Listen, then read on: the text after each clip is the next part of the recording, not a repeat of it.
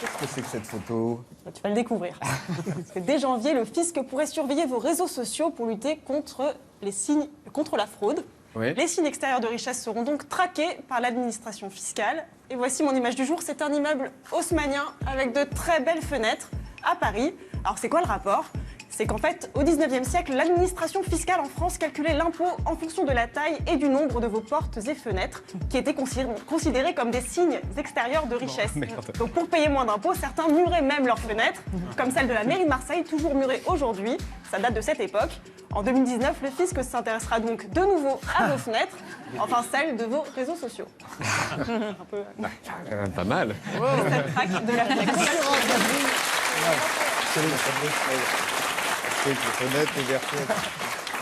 Et donc cette traque, c'est de la fraude fiscale sur les réseaux sociaux. On n'est pas les seuls à avoir eu l'idée. Au Royaume-Uni, au Canada et aux États-Unis, c'est déjà le cas.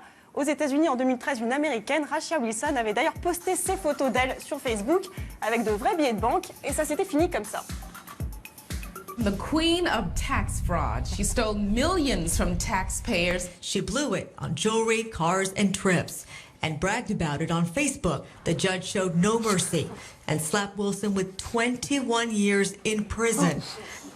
Eh ben, ça coûte cher la photo. Ça coûte très cher. Mais il y a un pays où on étale sa richesse sans trop de scrupules sur les réseaux sociaux, c'est la Chine. Un challenge a même été créé récemment sur Instagram, le voici. Ça s'appelle Falling Star Challenge. C'est né sur le Twitter chinois Weibo. Le principe, se vautrer littéralement dans sa fortune. On fait semblant d'être tombé de sa voiture pour étaler ses objets de luxe, sacs, parfums, maquillage.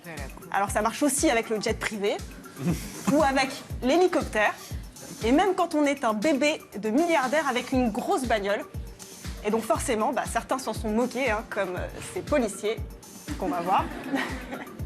Ces policiers. Ou encore ce pompier. Mais bon, alors l'ironie de l'histoire, l'ironie de tout ça, c'est que le fisc va se servir des GAFA, donc Google, Amazon, Facebook, Apple, pour identifier les fraudeurs. Sauf que ces mêmes GAFA, eh bien, ils ont eux-mêmes quelques réticences à payer leurs impôts en France. Merci Lydia.